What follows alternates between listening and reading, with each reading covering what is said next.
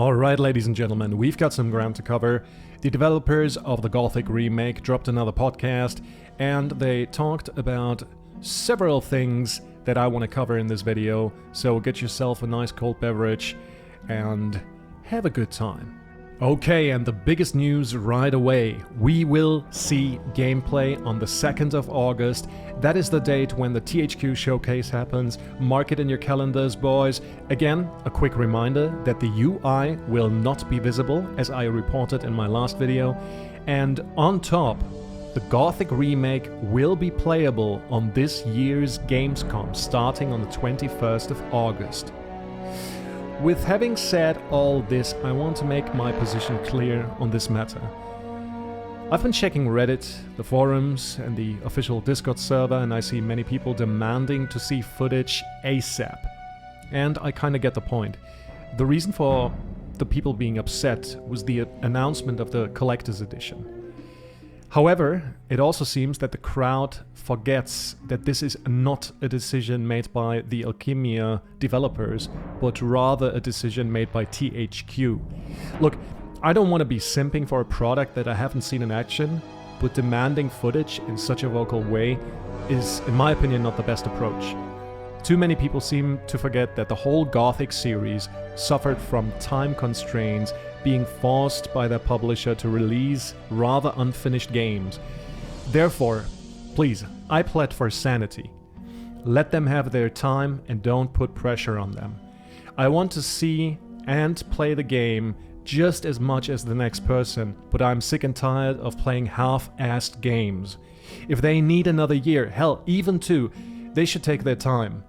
Your life will go on, so will mine, and we won't suffer a horrible fate by not playing the Gothic Remake soon enough. Once again, I can understand the crowd, but the wise man should wait. Good things take time.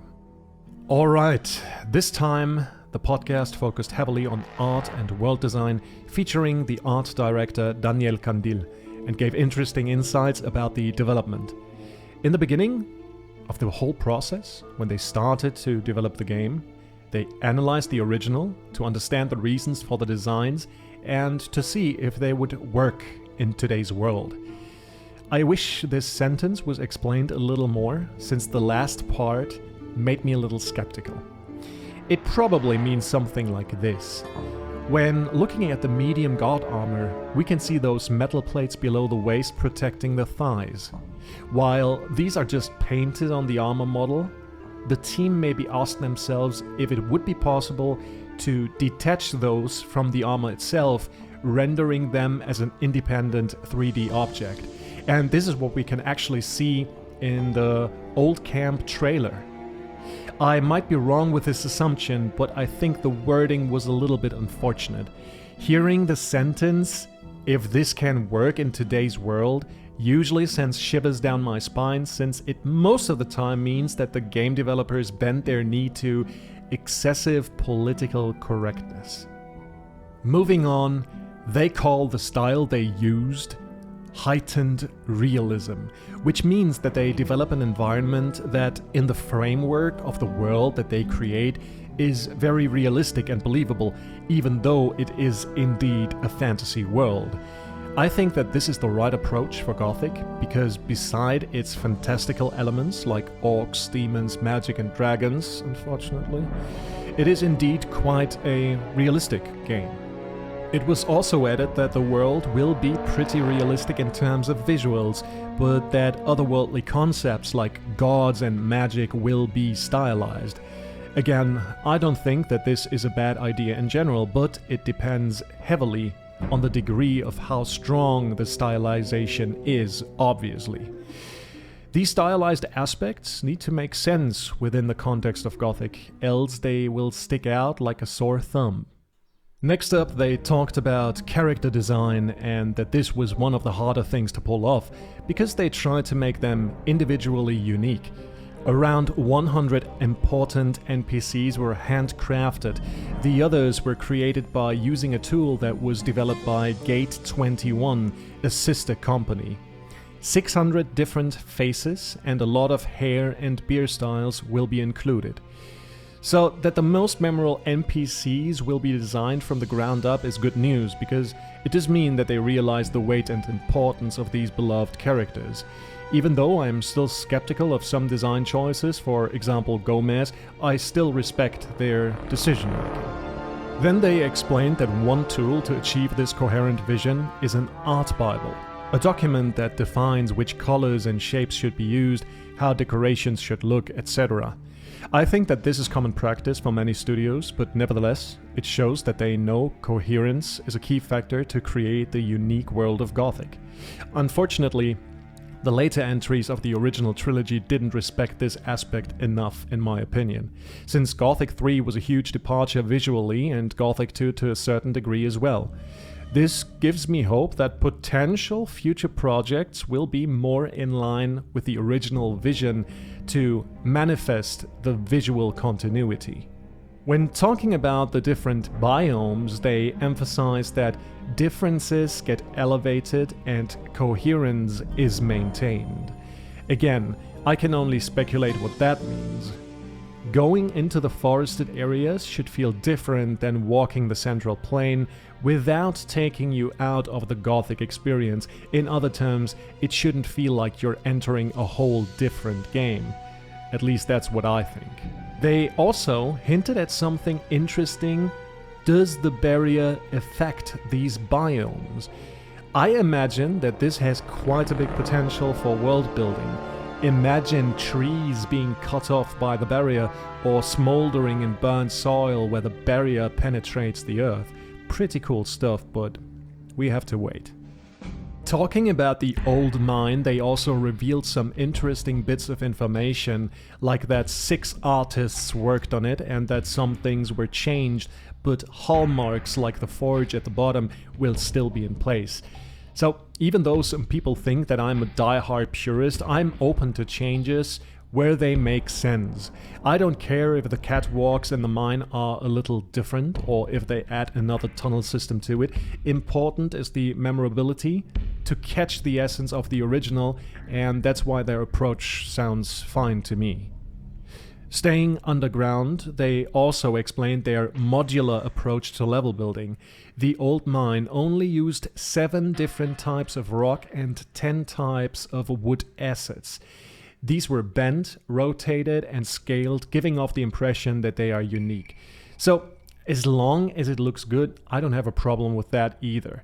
And it saves a lot of memory on top. I say this because not everyone can afford a high-end gaming PC but still wants to play the remake, and these things might improve the experience. If they can eliminate FPS drops and the like, I'm all up for it. Just as they said, work smart, not hard. Once more, they also emphasized that they switched to the Unreal 5 engine months ago, and that it really shows in the underground places because they are now able to use global illumination among other useful tools. I think it was a good call to use the new version, even though it might have set them back a little, but it seems the transition happened without any major problems, so there's that. For you guys, I'm not really well versed with these things, what global illumination means. I think I have a slight idea, but I think it is about light sources that bounce off other surface, illuminating then other types of surfaces. But I could be wrong here. But again, we will see soon enough. Now let's talk about their inspirations. The artist's mantra is "Embrace the darkness."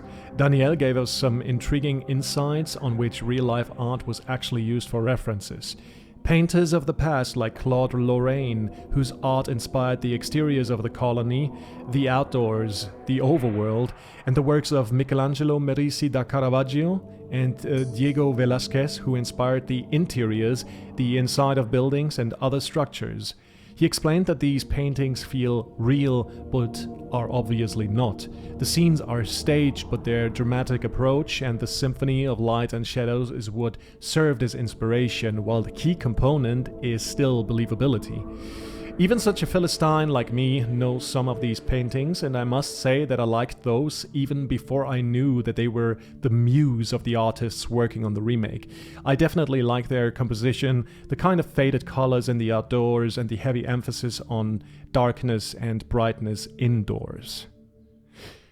We also gained some insights about animations. The techniques they used are motion capturing, procedural and handcrafted keyframe animations, and also deep learning, which means processing and analysis of complex data patterns.